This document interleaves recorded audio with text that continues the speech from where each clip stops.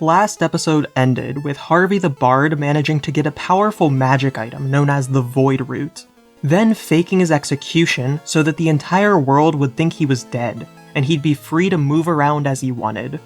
He used this freedom to travel the world, mapping out his grand designs for the future.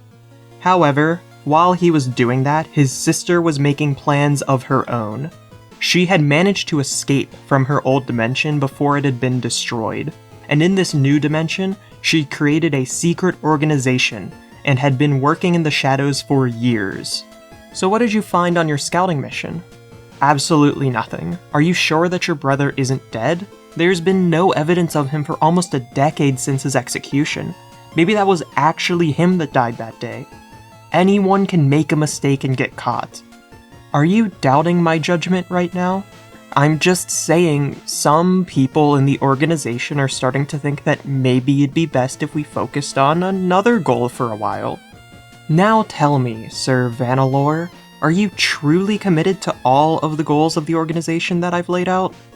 Lady Idekin, you know that I am. Are you really, though? For example, would you be willing to die for the cause? Of course. Good. Meanwhile, Harvey had just gotten the last piece that he needed for his own plans to fall into place. Decades earlier, Creed the Tiefling Ranger had made a deal that after his life ended, Harvey would get his soul. Now, the deal was complete and Harvey had just what he needed. Harvey used Creed's soul as fuel to activate the Void Root and rebuilt the world into what he wanted it to look like, into the perfect backdrop for the stories he wanted to happen. New continents appeared across Arceus, and some pre-existing ones suddenly doubled or tripled in size. These new lands were filled with terrifying creatures and new metals and resources that had never existed beforehand. Though even more than that, the very fabric of how magic worked was completely remodeled, with the old spells being updated and thousands of new branches of study opening up overnight. However, in this process, there were some places that got overridden in order to create his perfect world, but since he hated to see anything go to waste, he created a new dimension, a massive dimension-sized dumping ground to throw all of the leftover parts of the world he didn't know what to do with. The process of causing this strong of a magical effect was too powerful even for the Void Root, and the item shattered into thousands of small pieces, which scattered themselves across Arceus. This massive magical event was known across the world as the Shift. While the people of the planet were dealing with the aftermath of it, and trying to survive in the much more hostile world they now found themselves in, Harvey decided that he was done. He'd accomplished all that he'd set out to do, he'd created the perfect world for the stories that he so loved to hear, and so he retired. No longer a villain, no longer a hero, just a wandering storyteller, ready to lend some advice when people need it, or hear their grand tales of adventure, and turn them into a song for the rest of the world to hear about. He traveled the world doing this for centuries, and during one of these travels, he met an elf named Valara. I could honestly probably make an entire video about her, but the main thing you should know is that a few hundred years ago, she, along with 12 other people, worked together to kill a god who had betrayed them, and all of them who survived the fight then created a major faction in the world to try to help people. Harvey and Valara ended up traveling together, falling in love, and eventually getting married. After another handful of decades of traveling, they wanted to settle down, and chose a small village at the edge of the continent of Drusilla.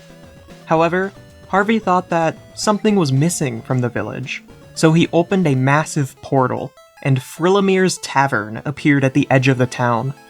Stumbling out of the front door, splattered with blood and weapons at the ready, was Uriel and the Purple Cloak. "Stay back, foul... Wait a second. What happened to the fiend attack? And Marnos, is that you?" "Yeah, sorry it took so long, but you're safe now. Admittedly, anyone who wasn't inside the tavern is, probably dead, but this is the best I can do. I'm sorry." "What do you mean? And where are we now? This doesn't look like Bellburn." "I can explain more later, but the basic idea is that there was another world, this world, I came here way back when I left your dimension, and a few years later when your world was being destroyed by the fiends, I felt partially guilty and used as much power as I could to pull Frillamir's Tavern out of that world. Eventually I found a safe place to bring it back, and here you are. What exactly do you mean when you say you felt guilty about the attack? Did you cause it? Oh, no. Well, partially. I didn't want it to happen, but when I sent some adventurers over to your dimension, the fiends of this world didn't quite appreciate it, and they went through the portal as well. Though, on the bright side, you've got a whole new world to explore now. Welcome to Arceus, my friends. Harvey and Valara settled down in the village. Meanwhile, the Purple Cloak and Uriel began going on adventures across the continent, occasionally returning to Frillamir's Tavern for a bit to relax. This continued for 2 decades, until one day was brought to a sudden and violent end. In these 2 decades, Valara and Harvey had 2 children. Their eldest daughter was named Malvira, and she was an adept duelist who also quickly picked up sorcery in order to enhance her fighting skills. Due to all of this, she'd managed to get accepted to a prestigious anathema in the Wildlands, and had left home to further study her magic. Harvey and Valara's younger daughter was named Jaina, and even though she was incredibly young, she was already showing extreme proficiency in tinkering and creating clockwork devices. On one fateful night at Frillamir's Tavern, the Purple Cloak was up in his room preparing his gear for another adventure when he saw movement out in the streets. He looked out into the gloomy night and saw that the tavern was surrounded by figures. They were all in dark cloaks and wearing plague doctor masks, and seemed to have just finished creating an anti-magic circle around the tavern. A few days later, Malvira was walking back into her hometown, excited to see her family again after a few long years of studying magic.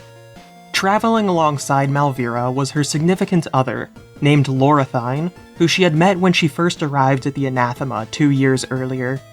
Lorithine was an elven sorceress who was mostly proficient in conjuration, however she was also studying planar magic on the side. They both turned the corner onto the street where Frillamir's Tavern should have been, and instead they saw the burnt ruins of the building. Malvira ran over and started digging through, hoping to find evidence that anyone might have survived, but she had no such luck. They were dead. All of them were dead. In one night, she lost both her home and her family.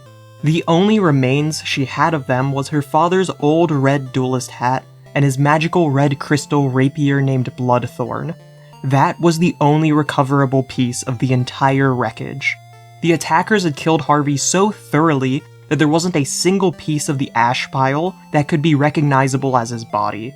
While Malvira was searching through the remnants of Frillamir's Tavern, Lorithine asked around to get information from the locals as to what happened. The only information she got was that a group of people in plague doctor masks had attacked, and that each of them had been wearing the symbol of a skull with a syringe stabbed into it. Lorithine and Malvira regrouped, talked through what had happened, and made their plans to get revenge on the mysterious masked group of people. As the sun was setting in the distance, they left the town together to find answers. Months later, Malvira was alone, on a dark evening at the docks of the city of Lymont. She was running from an elven man in a dark suit.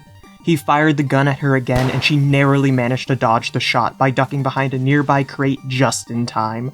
She was already bleeding heavily from a knife wound in her torso, so she needed to end this encounter fast. Then she saw her escape route. There was a boat starting to leave the dock. She sprinted for it, narrowly avoiding another gunshot, and jumped over the side of the boat just as it got far enough away that the man couldn't follow. She worked on patching herself up, but was quickly caught by the actual crew of the ship. This is when she learned that this wasn't an ordinary trading ship. It was actually a boat full of prisoners that were being taken to a mysterious island in the far reaches of the world. Too injured to fight them, she was captured by the guards and thrown in with the rest of the prisoners. Soon afterward, she arrived at the island where nobody had ever returned. On that day, driven by anger at the people who had killed her family, Malvira decided that she would be the first person to escape from the island.